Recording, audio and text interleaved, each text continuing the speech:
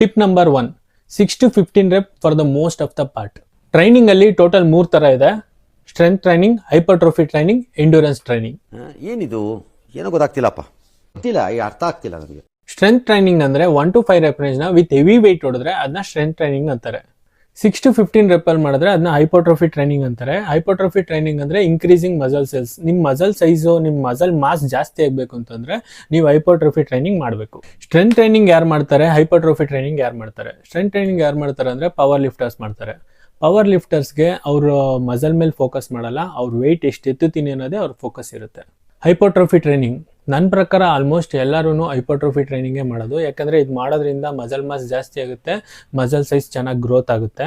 ನೀವು ಈ ರೇಂಜ್ಗಿಂತ ಕಮ್ಮಿ ಮಾಡಿದ್ರು ಜಾಸ್ತಿ ಮಾಡಿದ್ರು ನಿಮ್ಮ ಮಸಲ್ ಗ್ರೋತ್ ಆಗುತ್ತೆ. ಬಟ್ ಮ್ಯಾಕ್ಸಿಮಮ್ ಮಾಡಬೇಕು ಅಂತಂದರೆ 6 to 15 ಇಸ್ ಅ ರೇಂಜ್. 15 ರೆಪ್ಗಿಂತ ಜಾಸ್ತಿ ಮಾಡಿದ್ರೆ ಅದನ್ನ ಎಂಡ್ಯೂರೆನ್ಸ್ ಟ್ರೈನಿಂಗ್ ಅಂತಾರೆ. ಇದನ್ನ ಯಾರು ಮಾಡ್ತಾರೆ ಅಂದರೆ ಕ್ರಿಕೆಟ್ ಪ್ಲೇಯರ್ಸು, ಫುಟ್ಬಾಲ್ ಪ್ಲೇಯರ್ಸ್ ಮಾಡ್ತಾರೆ. ಇದನ್ನ ಮಾಡೋದ್ರಿಂದ ಅವ್ರಿಗೆ ಮಸಲ್ ಬಿಲ್ಡ್ ಆಗಲ್ಲ, ಸ್ಟ್ರೆಂತ್ ಇನ್ಕ್ರೀಸ್ ಆಗುತ್ತೆ, ಸ್ಟಾಮಿನಾ ಬಿಲ್ಡ್ ಆಗುತ್ತೆ. ಅರ್ಥ ಆಯ್ತು ಅನ್ಸುತ್ತೆ.